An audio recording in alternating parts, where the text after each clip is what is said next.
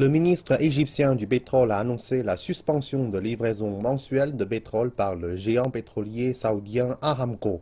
Cette décision intervient sur un fond de différences politiques entre l'Égypte et l'Arabie saoudite sur la Syrie. Suivez notre reportage pour plus de détails sur leurs différends.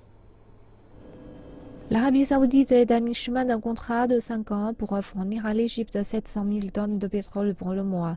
Cette quantité représente 60% des besoins de l'Égypte. Selon le pétrolier Aramco, la suspension ne durera qu'un mois et prétend que la baisse du volume de production survient à la suite de la réunion de l'OPEC, mais certains ne sont pas très convaincus.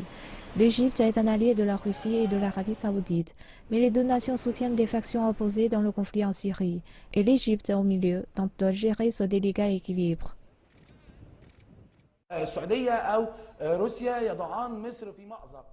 L'Égypte est coincée entre l'Arabie saoudite et la Russie. Les deux pays veulent que l'Égypte suive leur agenda politique, alors que l'Égypte pense que seuls les Syriens ont le droit de décider de leur destinée.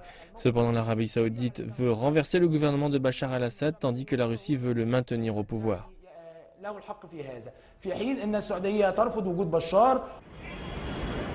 Les deux pays exercent une pression économique sur l'Égypte. La Russie retarde la reprise des vols vers cette nation de l'Afrique du Nord.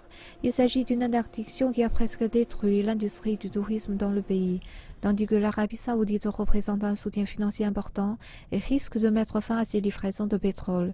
L'Égypte a réagi rapidement en important les 500 000 tonnes. Elle a besoin d'un fournisseur anonyme. Des délégations de haut niveau seront envoyées en Arabie saoudite et en Russie d'ici la fin de la semaine. L'Égypte doit tirer les leçons du passé. Les accords commerciaux devraient être séparés de tout agenda politique.